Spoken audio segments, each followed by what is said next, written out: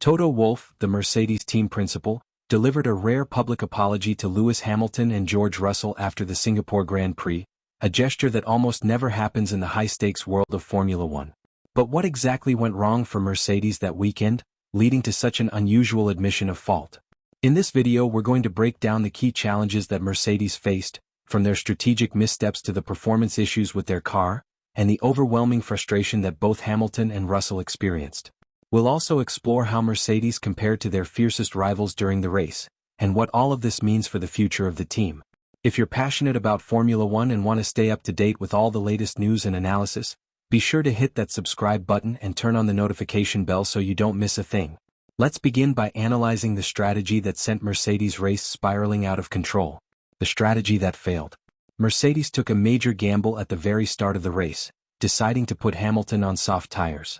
The idea behind this decision was to give him an edge over his competitors, specifically to challenge Verstappen and Norris right from the opening laps.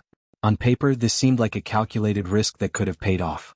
However, Formula One is rarely predictable, and that was certainly the case here.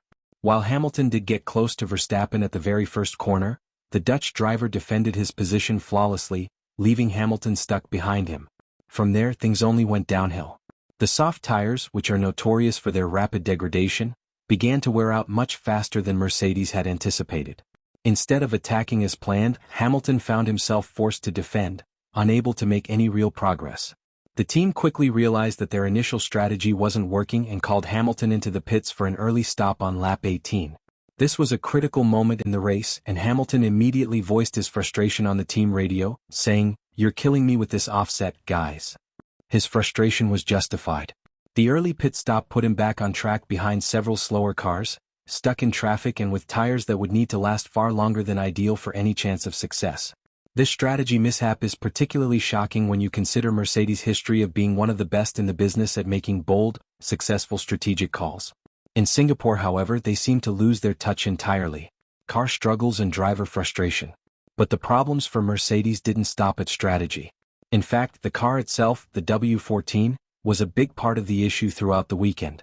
From the start of free practice sessions, both Hamilton and Russell reported significant grip issues. They struggled particularly in the slow-speed corners, and the car lacked the straight-line speed to be competitive against their rivals.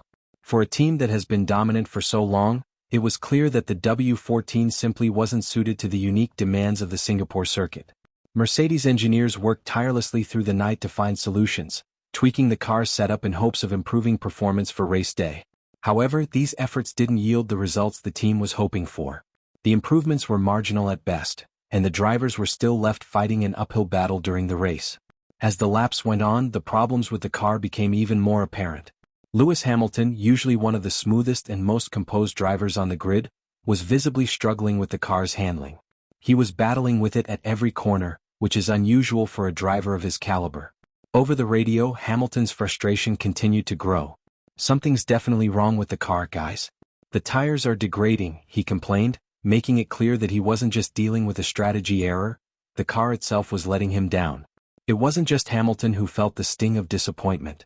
Russell, too, was fighting his own battle with the car. Despite qualifying well, he found himself unable to capitalize on the opportunities during the race. Like Hamilton, he was limited by the car's inability to perform in key areas. The technical weaknesses of the W14 were on full display for the world to see, and it was clear that both drivers were pushing the car beyond its limits, only to be held back by its inherent flaws. Mercedes versus the competition. While Mercedes was battling their internal struggles, their rivals were having a far better weekend. McLaren in particular shined in Singapore, with Lando Norris delivering a dominant performance. Norris not only took pole position but led the race from start to finish, crossing the finish line with an impressive lead over the competition. For McLaren, this was a dream weekend. Everything fell into place. Red Bull, although not at their usual dominant pace, still managed to pull off a strong result. Max Verstappen secured second place, despite Red Bull openly acknowledging that Singapore was one of their weaker circuits. This should be alarming for Mercedes. If Red Bull can perform this well on one of their off weekends, imagine how far ahead they are on a track that suits their car. The gap between Mercedes and their competition was clear.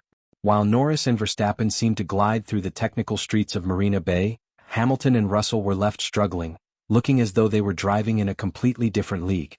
The contrast in performance was striking, and it served as a harsh reminder of just how far Mercedes has fallen from the dominant force they once were in Formula One. What does this mean for Mercedes' future? The Singapore Grand Prix has brought some serious questions to the surface. Was this just a particularly bad weekend for Mercedes, or does it point to deeper, more systemic problems within the team? In the Constructors' Championship, Mercedes now finds itself in fourth place. For a team that once dominated the sport during the hybrid era, this is a shocking position to be in.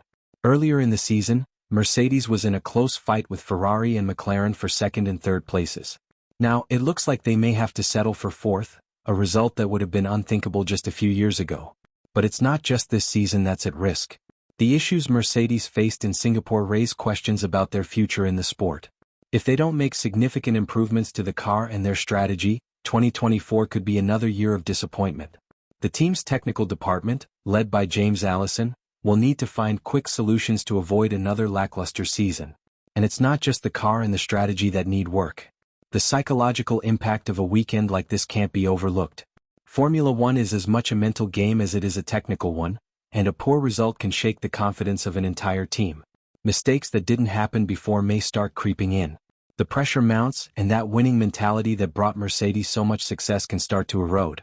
Rebuilding confidence, both in the car and in their own decision-making, will be key to Mercedes' recovery. What's next for Mercedes and Hamilton? Now we want to hear from you. Do you think Mercedes can turn things around before Hamilton moves to Ferrari in 2025? Will we see him back on the top step of the podium before his departure? Or is this partnership nearing its end with no more victories in sight?